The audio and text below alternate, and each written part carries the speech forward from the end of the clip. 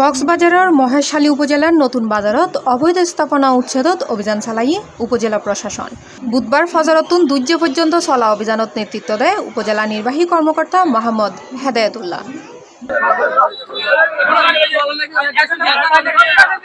এই অভিযানত অংশ লয় বড় মহেশখালী ইউনিয়ন পরিষদের চেয়ারম্যান এনায়েতুল্লাহ বাবুল, নৌবাহিনী, পুলিশ সহ প্রশাসনের সংশ্লিষ্ট কর্মকর্তা।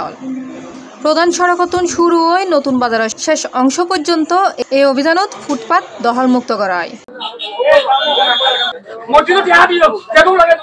এতে বাজার এলাকা, প্রধান সড়ক, উপসড়ক ও অলিগলি যানজট মুক্ত হয়ে জনসাধারণের চলাচল নির্বিঘ্ন হয়। স্থানীয় দাবির প্রেক্ষিতে এবং উপজেলা আইন শৃঙ্খলা কমিটির সিদ্ধান্ত অনুযায়ী এই অভিযান পরিচালনা করা হয়।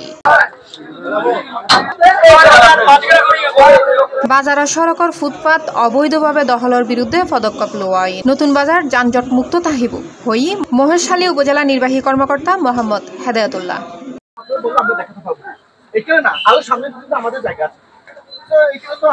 C+ TV, Chittagong.